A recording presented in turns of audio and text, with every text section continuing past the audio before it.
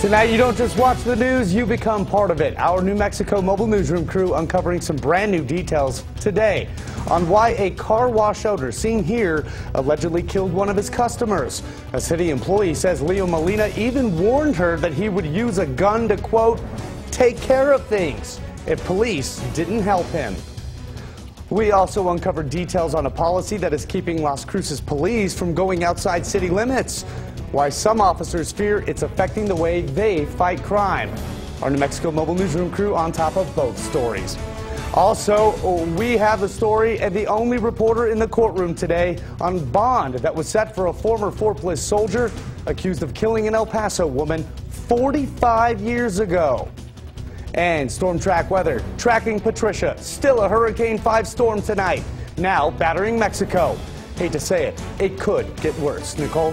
And I'll let you know if Patricia is expected to dump heavy rainfall across the borderland. That's coming up in Storm Track Weather. It's all next on ABC-7 at 9. Get ready. You become part of the day's news right now. Live, where news comes first. From the Mesilla Valley at Las Cruces to El Paso and the borderland. This is ABC-7 at 9 on the El Paso Las Cruces CW. Hello, everybody. The most powerful storm ever recorded in the Western Hemisphere. Right now, it is battering Mexico. Hurricane Patricia, a monster Category 5 storm. It is packing winds up to 200 miles an hour. By contrast, when Hurricane Katrina hit the Gulf Coast, it was a Category 3 storm with winds clocking at 125. American astronaut Scott Kelly snapped this photo of that storm from the International Space Station. It looks like Patricia's losing a little bit of strength tonight, but we will get to the details coming up. Hello, everybody. Thanks for joining us tonight. I'm Bob Harp. Your top stories and what you're saying about them in just a little bit. First, though, let's go to storm tracker Nichole Gomez. What a storm that is right now. Absolutely, Bob, but it's not expected to affect El Paso or the borderland. But coming up in your first forecast, we're going to take a look at the track of the storm and talk about it affecting portions of Texas. And currently, let's just show you real quick on our clouds and radar. We're dry here in El Paso and Las Cruces, but it is already affecting portions of Texas. Again, we'll take a closer look coming up in just a bit, Bob. All right, looking good. Thanks so much for that, Nicole. We do appreciate that. Our New Mexico mobile newsroom crew got the court documents today on that shooting at a Las Cruces car wash Wednesday. Those documents state the owner of the car wash, Leo Molina, was upset because a customer kept washing dog feces out of the back of his truck. Well, Molina reportedly warned Fernandez, the victim there, several times not to do it. A city employee even told police that Molina went to the Las Cruces Codes Department last week to complain about the man. A city employee says Molina told her he wanted something done about it right away. Well, the man reportedly told the woman, I should say, well, I'll tell you what, if this doesn't go the way I want, I have a gun, and I'll take care of this myself. Then 5 days later, witnesses saying Fernandez went to the car wash again and started to wash his truck. Witnesses say Molina went outside and began arguing with Fernandez, and that's when they say Fernandez tried to walk away, but the car wash owner kept after him. The two apparently began to struggle and then fell on the ground. The statement of facts shows that Molina stood up and shot Fernandez 3 times, then walked back to his office and put his gun away. A police detective on the scene also saying when Molina was interviewed by police, he was covered in the victim's blood. Leo Molina is still in jail in Las Cruces tonight.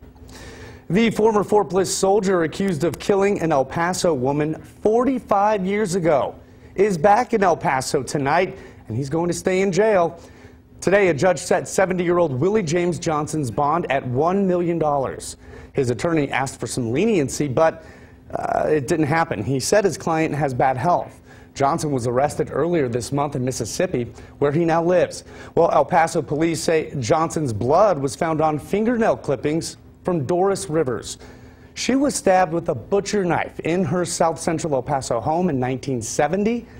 Johnson's next hearing is in about 2 weeks. An El Paso man has learned his punishment after he pleaded guilty to receiving and distributing child pornography. 45-year-old Alexandro Silva. He was sentenced to 17.5 years in prison. In April, he admitted to having more than 93,000 images of child pornography on his computer and 2 of his laptops. Silva was also ordered to pay $2,000 in restitution to his victims. New Mexico Secretary of State admitting to embezzling money and is no longer on the job tonight. Diana Duran pleaded guilty to various charges this morning. She took thousands of dollars from her election account and then withdrew that money at casinos all over the state. Prosecutors recommend probation and for her to pay $14,000 back to the state. Las Cruces police officers are not allowed to make arrests outside of the city limits. Well, the problem here, as we all know, crime has no boundaries. In the county, we cannot go into the county to go talk to the suspect or pick him up. That is the Las Cruces police chief, Jaime Montoya, and he reminded his officers this week they are not allowed to cross into the county. Cross Commission could give police authority in the county, but they don't have it. Doña Ana County Sheriff Kiki Vigil says police officers are allowed to interview people outside the city limits, but the police chief says that's a far cry from being able to make an arrest. So what is keeping police officers from being cross-commissioned? It comes down to liability. We kind of shy away from going into the county to talk to victims or suspects due to the fact we may have to do some type of enforcement action. If something happens while we're there, then we're looking at some major liabilities. And that's why I've also have declined, because we're not insured by the same insurance carrier. We're insured through the Association of Counties, and the municipalities are not. For now, if Las Cruces police learn of a problem out in the county, they will have to call sheriff's deputies or even state police. ABC-7 has also learned that the Association of Counties is now working on a memo to grant the counties the power to give municipalities some authority outside of the city limits. Chief Montoya is saying that could happen before the end of the year, and if it does, we'll let you know. Well, back here in El Paso, the superintendent of the Isleta School District is connecting with a much older crowd than he's used to. Dr. Xavier de la Torre is reaching out to senior citizens to find out why the majority of them in his district recently voted down the $500 million bond proposal. He wants to make sure the area's 65 and older voters are informed about what the district really needs.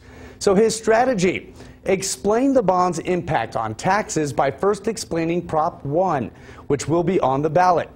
Prop 1 would increase the state homestead exemption from $15,000 to $25,000 on Texas homes. Now, Dr. De La Torre says that completely negates the bond's 12-cent tax increase, and here's what one senior we spoke with had to say. You know, the city has reasonable needs, the county does. We don't know what's going to happen to UMC because of the children's thing. And then, of course, you have the community college. So the concern has always been is that the cumulative tax increase. Now remember, the bond barely failed in May. 51% voted against it.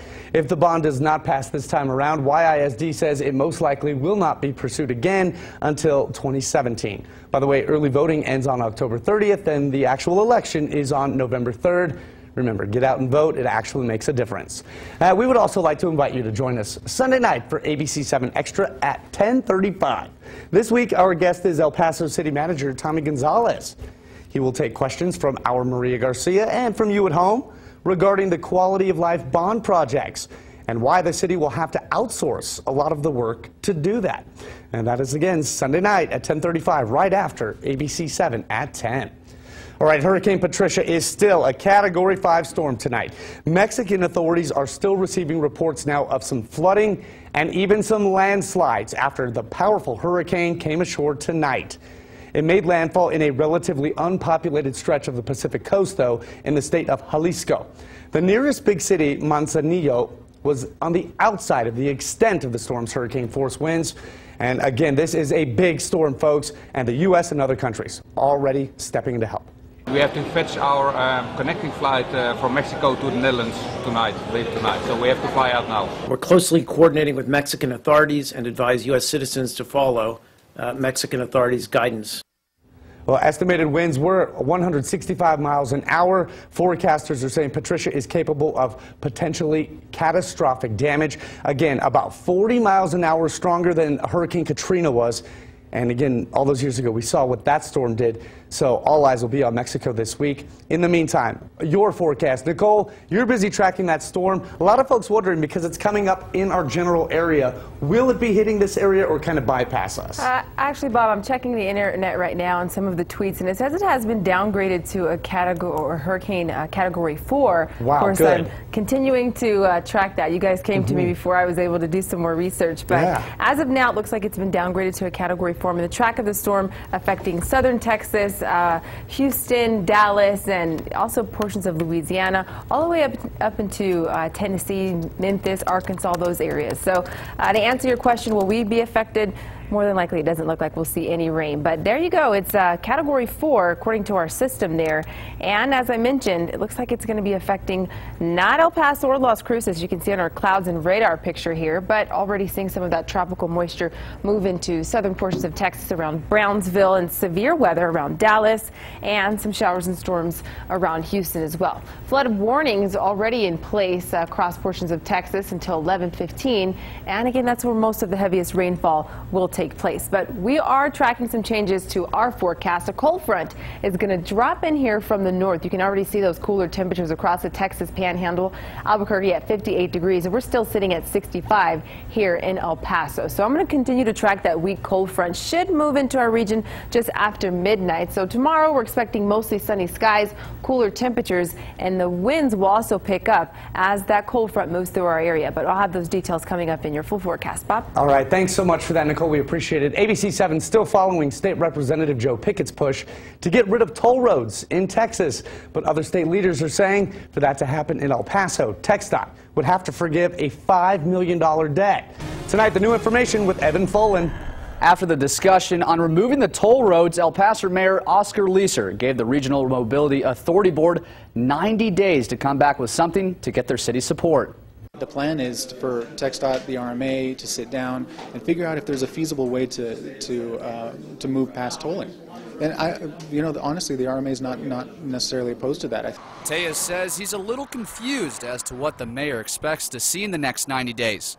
But after hearing today's conversation, he says he's going to reach out to TxDOT to see if they would be interested in forgiving that $5.5 million debt. Would TxDOT be willing to forgive that debt? Because if they can't, just like Pickett mentioned from the dais, if they can't forgive it, then the conversation ends there, because the RMA is an unfunded agency. We couldn't come up with $5.5 million or whatever it is. Representative Pickett says removing the tolls will benefit the community. The biggest one is the congestion relief. The second one is you're reducing costs that don't benefit the community. The majority of the monies raised don't go to build new roads. They go to pay for third-party contracts, collection services. You know, why should that be a part of your money that you're spending? However, Tejas told ABC-7 he's not going to make any formal decisions until the RMA board agrees on a plan. Again, the only way for toll roads to be removed would be if TxDOT would forgive the RMA's debt. Now, if they do, the RMA will be able to move forward with the project if they please. Thanks so much for that report, Evan. ABC-7 and TxDOT, speaking of, with live traffic coverage for you tonight on this Friday. We know a lot of you are heading home from the football games that are wrapping up. This is a live look at I-10 in Yarborough. You can see traffic in both directions of I-10. Looks just fine. Hey, well, speaking of the football, it is week 9 of the 2015 high school season. And of course, today, or tonight, I should say, some good games, really good ones, just wrapping up. Our Borderland Blitz Game of the Week features a big showdown with District 15A or 16A. I still can't get used to that, Nichole, 16A. These kids these days with their bigger districts. 16A between the Eastwood Troopers and the Montwood Rams, and 15A Andrus at El Paso. A lot of playoff spots up for grabs, but we want to see your pictures on the CW. All you have to do is, when you go to the game, or if you know somebody's still at the game, text them and let them know, snap some pics, upload them to social media, and simply use the hashtag Borderland Blitz. Then you can look for your pictures here or actually on the Blitz, which is tonight at 10:35. That's where you can get all the highlights and the scores. Okay, next week is a special week for ABC-7 at 9. You got to say that, Nichole. Join us all week for Halloween Week, or Halloweek. Experience something you won't see anywhere else. But it actually starts now.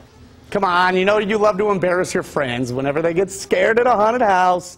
So we're going to tell you how to embarrass them just a little bit more by sharing your video, and we'll put it on the news. Come on, you gotta love that, Nichole. And we, the two of us, are going to be doing some Halloween trickeries, if you will. I'm scared. I cannot wait to take you to some haunted houses. I'm scared. Last time I went to a haunted house, I came out with a busted lip. I'm not excited. She was telling me about that earlier. I promise I won't bust your lip. Just don't bust my lip, is all I'm saying. Deal. Okay. But as far as the forecast, I am tracking a cold front. It doesn't look like Hurricane Patricia will affect our forecast, but the winds will kick up. I'll have those details in Storm Track Weather. You do know they're fake, right? Those haunted houses? You don't have to put up your dukes or anything. This is ABC 7 at 9 on the CW. You don't just watch the news here. You are the news. We'll be right back.